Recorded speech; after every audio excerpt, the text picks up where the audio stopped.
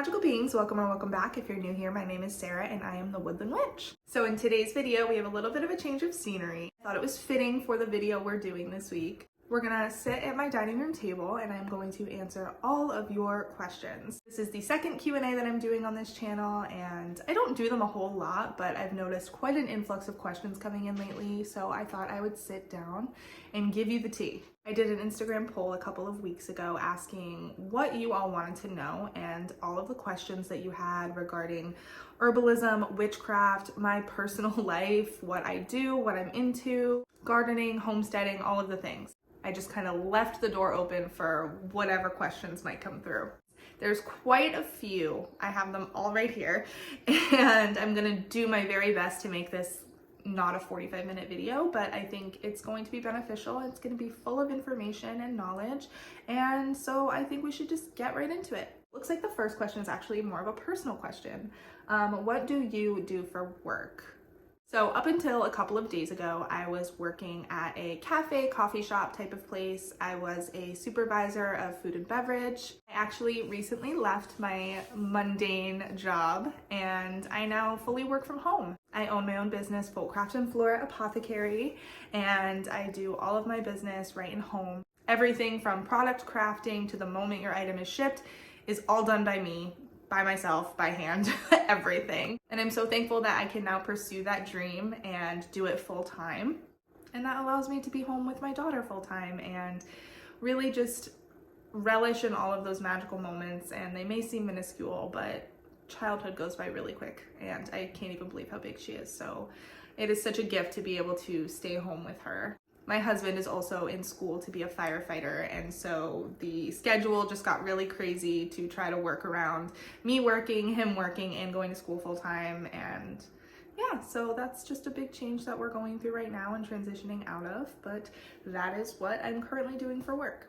My top 3 herbs that I cannot go without and why. This is horrible. This is a horrible question. Let me just say it's unfair. It's an unfair question. So right off the top of my head, the first thing that I'm thinking of is lemon balm. Lemon balm is an herb that I use every single day. It is really good for mental health and emotional stability. It helps with anxiety, CPSD, PTSD, which is what I currently struggle with. It is good for mild depression and just overall uplifting the mood and helping regulate our nervous system. So lemon balm is something I absolutely cannot live without, and it smells like citronella, which I love.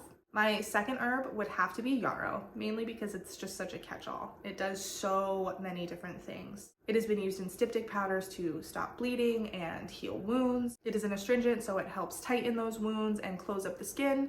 It can be used for minor colds and flus. It is anti-inflammatory. It is known to also help with infections in the kidneys and the liver. So yarrow is definitely one I can't live without either. And it grows abundantly here, so I'm thankful for that. My third and final herb would have to be comfrey, mainly because I am prone to injury.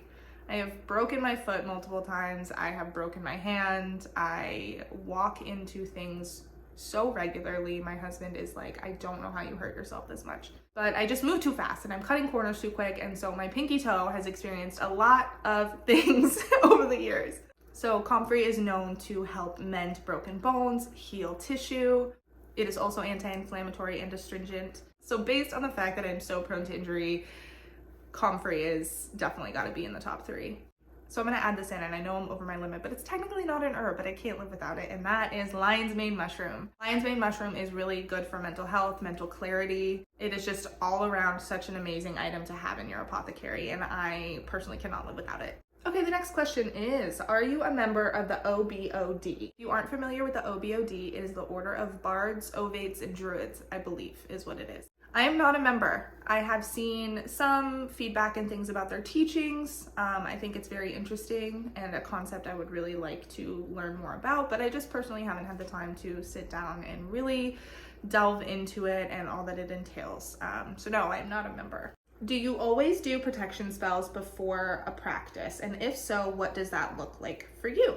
So protection spells, I don't do a protection spell every single time I do a working, especially if I'm doing things that don't necessarily require it, like a self-love working or prosperity. Maybe I'll add an ingredient just to protect my wealth and abundance, but I don't do like a full-blown protection ritual. I used to be very specific in my practice where I was like, oh, I have to follow this like specific, I have to cast a circle, I have to do all this stuff, and I just don't.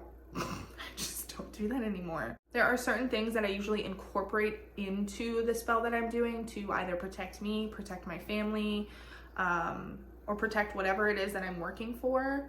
I do believe that we all have a spirit team too that we can call on to protect us and help us with these workings. I also regularly practice protection magic, so I believe that those things kind of carry over and they're things that I re-up pretty regularly. So a protection spell isn't something I incorporate every single time I'm doing a ritual, but sometimes when I feel called to, I will do something extra or put on a protective oil or cologne over my body if I feel that it's something that I need. What is the most powerful spell that you know? I don't think I know the answer to that, but I can give you a powerful spell that I had really good results with and that I feel like was really effective. And that is called a spicy jar. You can call it a hex jar, a curse jar, whatever you want to do. I don't really usually go that extreme with it, but it's really just a kind of what goes around comes around. If you want to mess around, then you're going to find out. I specifically crafted this type of spell to combat the scammers that I was encountering on Instagram. The people who were using my face and photos and imagery to solicit readings and scam people out of money. And so I crafted this jar with a variety of ingredients, some nasty stuff, but I put all of the usernames in them of all of the scammers that I was aware of. I put all of their usernames in there and I shook it every day.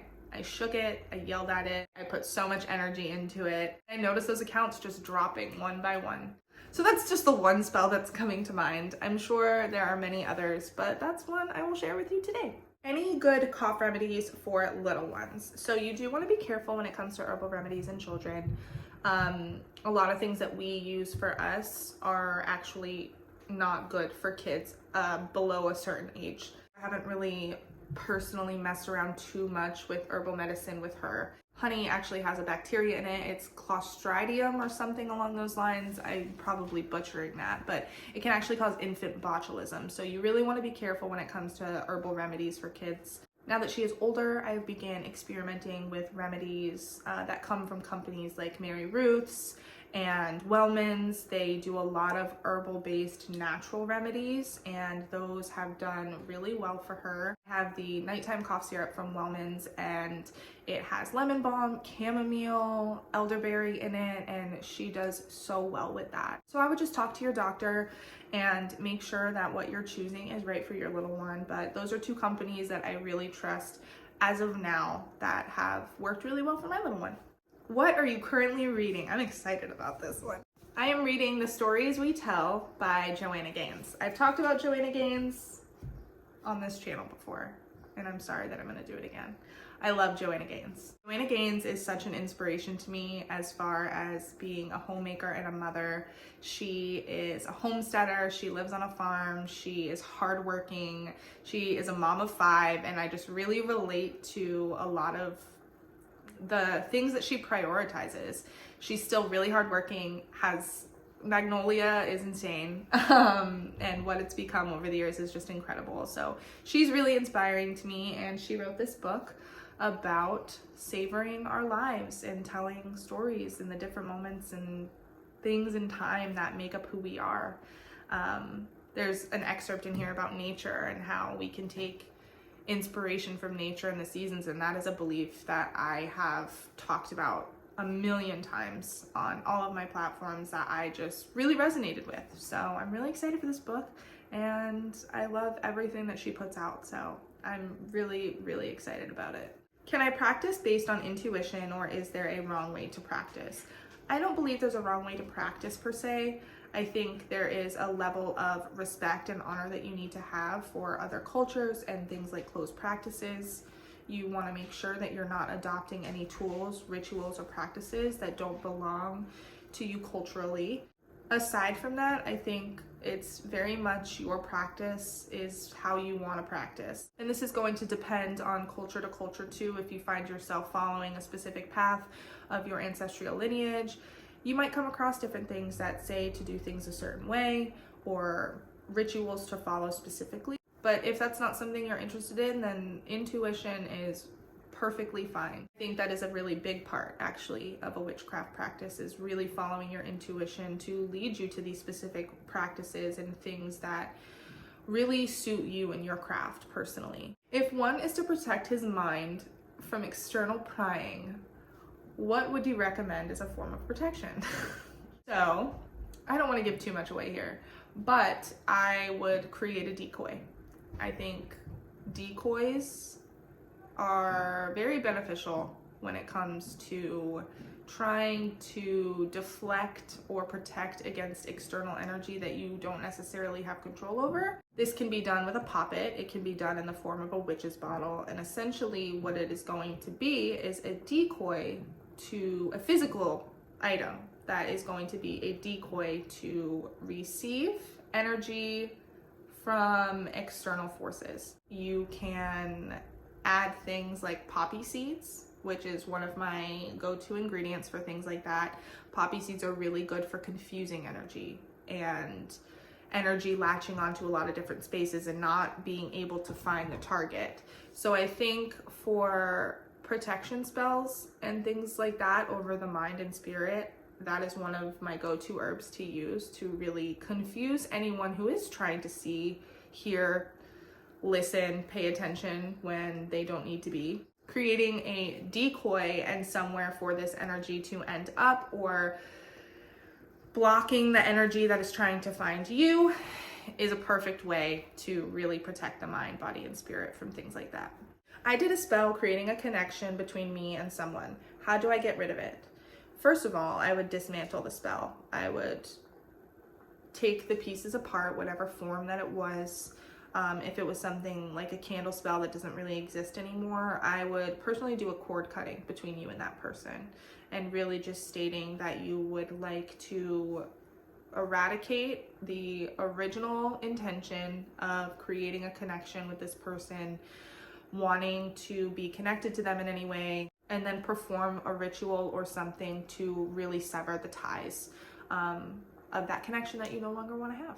And that's something you may have to do multiple times, especially if it was an original intention that you had. But I think if it was something like a spell jar or something like that, really just kind of reversing it, dismantling it, taking it apart, and then doing that clearing out with a cord cutting and severing those ties physically, I think is perfect way to go about doing something like that.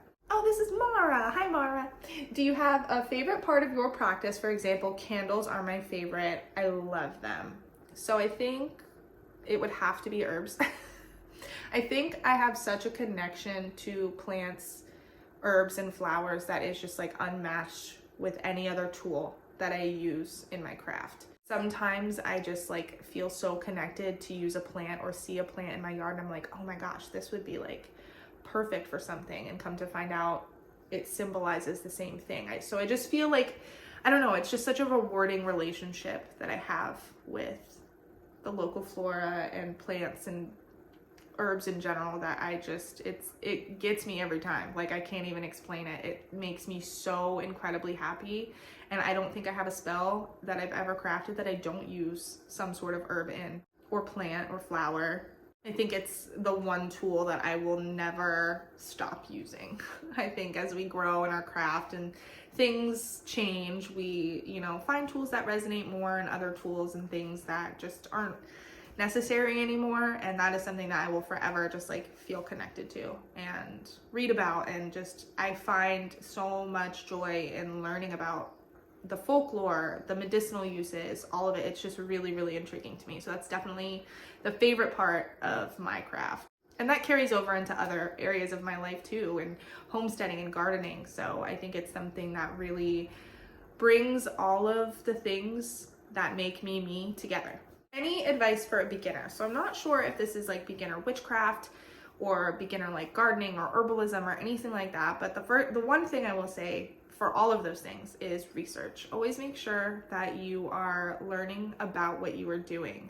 I think when it comes to witchcraft, that can be a little like over pushed because I am big on learning by doing. So I think that you have to allow yourself to make mistakes, allow yourself to slip up, allow yourself to try new things and just see where it takes you. And that's not to say that you need to throw the books and all the research out the window, but read about something, see how you feel about it. If you want to try it, try it.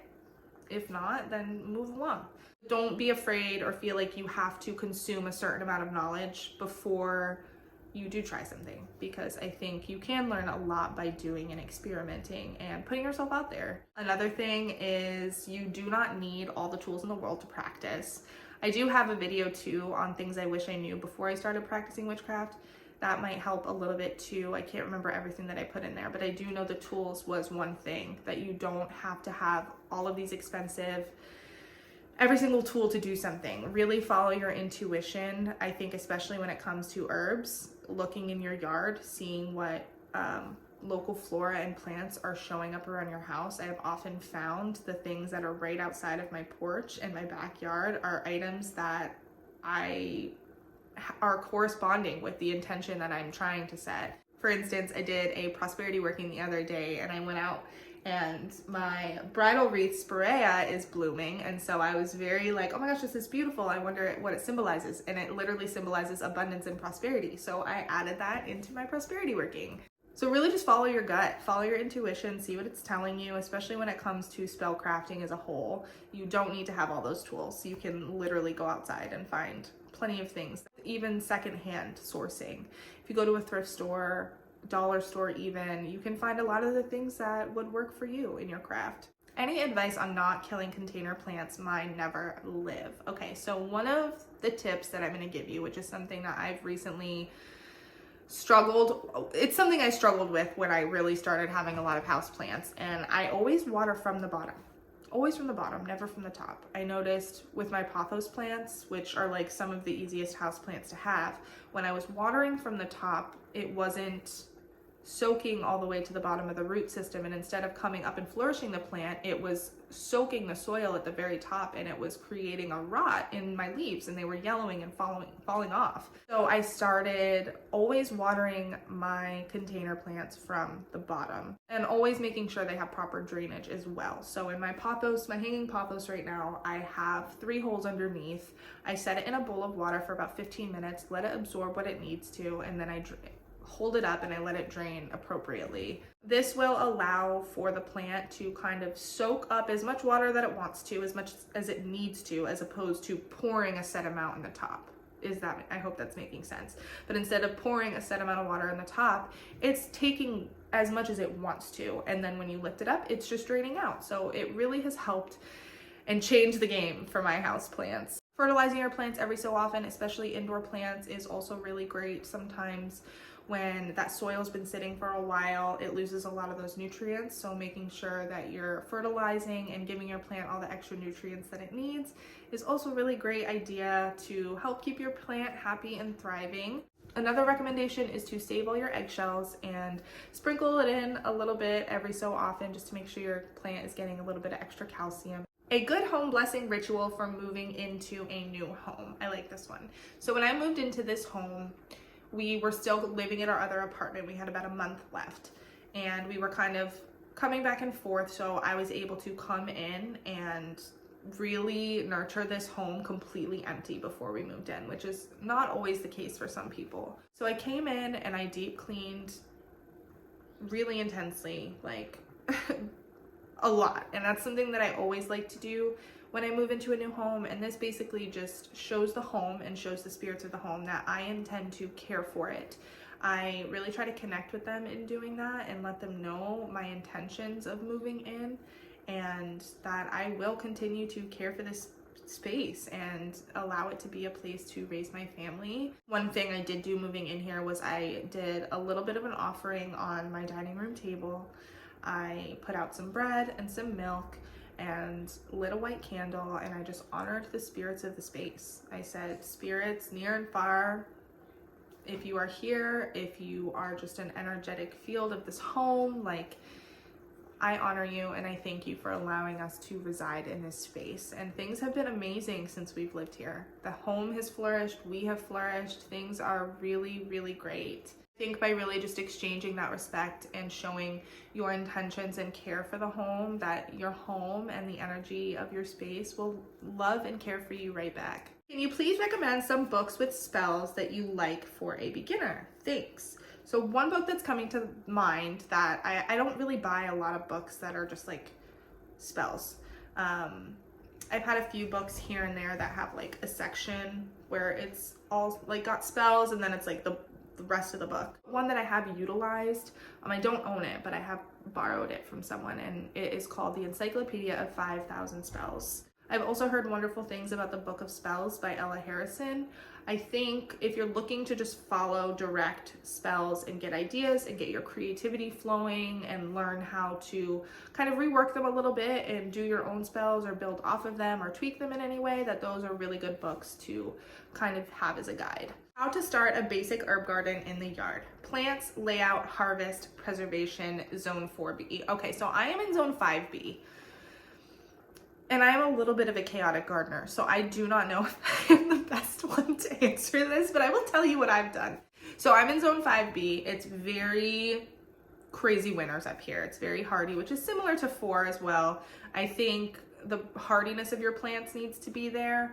And personally, when I am starting an herb garden or even a vegetable garden, I stick to like 90-day plants. A lot of my plants are transplants specifically because our grow season is so short, and in the winter time and the homes like are so old that the temperature regulation isn't always the best for when trying to germinate and grow from seed. So I would say sticking to like 90-day veggies, 90-day things in general are a really good way to get like as much of a harvest at the end of it as you can, maybe even a little extra. If you're wanting to really preserve your herbs and plants, a good way to do that is making sure that you plant them directly in the ground. And by in the ground, I mean in a bed, not a container plant.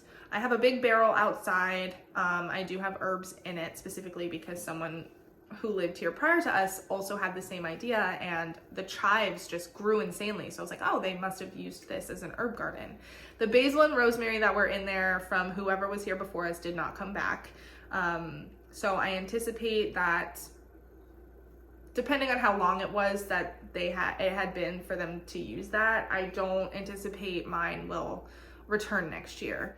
Maybe the rosemary. The rosemary is a little bit more hardy than the basil. But I think by planting them directly in a bed or in the ground, it allows their root system to get much more established, and it keeps the root system a little bit warmer. It's more temperature controlled when they can root in the ground as opposed to a container plant. As far as layout goes for your herb garden, I always keep your mints like completely just on their own. Mint plants tend to grow very invasively and chaotically, and so at least keep your mints on their own. Same with basil too. I think basil and oregano grow wildly, so make sure that you're allowing enough space for all of those to flourish, and that way you can harvest as much as you can and it's not really infiltrating any other plants. But yeah, those are my tips. Like I said, I'm a chaotic gardener, so I don't know if this was even helpful in any way, but I hope it was. What are your hobbies and interests outside of witchcraft and herbalism? Okay, so we established that I love herbalism and gardening, so that is definitely one of my hobbies and interests. I really love just homesteading as a whole. I love caring for my home and baking and cooking and doing all the things that it takes to run a home and take care of a space. I don't just do it because I have to. I actually really enjoy it. And this kind of stems a little bit into interior design and really just loving the style of a home, repurposing furniture, doing all of the things to make something really unique and comfortable and cozy. I'm also a makeup artist. I don't dabble in it too much anymore. It's definitely more prevalent before I had the baby and when I was pregnant, but I used to work at a haunted attraction where I did special effects makeup. Started out more in the glam makeup, but I ended up in the special effects makeup because I'm really good at making things look really messy and crazy. That might be coming back a little bit come spooky season, so stay tuned for that. I love paranormal investigating. That's something that I really, really enjoy. And as far as like TV shows and stuff like that, my top 2 genres I would say are home and interior design and paranormal TV. 2 things that I'm really interested in as a whole. Someday I think it would be a dream to open up like a haunted attraction, and yeah, this is actually making me realize some of my other goals that I've had. So thank you for that question. Okay, how much is everything you do researched, planned, and how much by intuition? I would say 85% of what I do is based on my intuition as far as spell crafting and things like that. There are certain rituals and things that are specific to the cultural practices of my ancestors that I incorporate, and those are things that I trust them with, and so I incorporate into my craft. And those are kind of like set in stone. Those are just practices and beliefs that they had, and so I incorporate that as well. And that's not to say I don't tweak things sometimes. It just depends on, you know, I think our life and practices in a modern sense definitely differentiate from the past in some ways. But I would say that most of my craft and my practice is based on intuition. That comes down to like what spell I'm doing, what sort of ingredients I need to be using and things like that. A lot of it is very much just what I feel my gut and my mind are telling me to use and what to do. So yeah, I would say a lot of it is intuition based, but of course there are things that I practice in my own lineage that also are prevalent in my craft as well. How was your day? My day was great. I know this was a while ago, but my day was great. I took my daughter to the park this morning and then we went thrifting. So that's another hobby that I freaking love doing. Oh my gosh, I totally didn't even think about that. Thrifting. People ask me all the time, where do you get your outfits? What do you I thrift it. Where'd you get that tool for your altar? I thrifted it, and I'm proud. Budding witch here. Can you explain what folk witchcraft is and in regards to herbalism? Folk magic and folk herbalism are practices that were done by the people of a specific era or time, and these were just historical remedies and traditions that they kept to heal ailments, to protect their home, protect their families. It's definitely shifted a little bit in more of a modern sense to folk witchcraft, which was not a thing back then. I think people who practiced folk magic were very offended if you even insinuated that what they were doing was witchcraft or witchy in any way. I think now when you think about folk witchcraft, it is a person whose belief system and witchcraft practice is rooted in folklore and folk tradition, primarily within their ancestral lineage or of the land that they reside on. And I would also say that folk herbalism is very based on traditional and empirical beliefs, which is hands-on experience. It's remedies and things that they adopted based on trial and error and testing things out. And it was always, like I said, herbal based. It's based on testing out these plants in different ways and seeing how it would work for a specific ailment. It was a lot of trial and error. That's why my practice has shifted so much into folk witchcraft and folk herbalism, because it's heavily rooted in just tradition and hands-on experience. And these are all things that we can now take from our elders and our ancestors and pass along to generations after us. They're heavily rooted in practicality and accessibility. And that's really the essence of my craft now, is practical and accessible. All right, everyone, that was our final question for this Q&A. I'm actually shocked I was able to get done with it in under 60 minutes. Thank you so much for taking the time to submit your questions. I am always an open book, and I'm sure there will be more of these in the future. A few announcements. Folkcraft and Flora Apothecary will be reopening on Friday the 16th. We will have a brand new Love Thyself collection, as well as some new vintagey items for our Hearth Witch kits. I also have our next video in the works, and that will be a witchy home and garden tour, and I'm very excited to share that with you as well. So until then, thank you all so much for being here, and I will see you in the next one.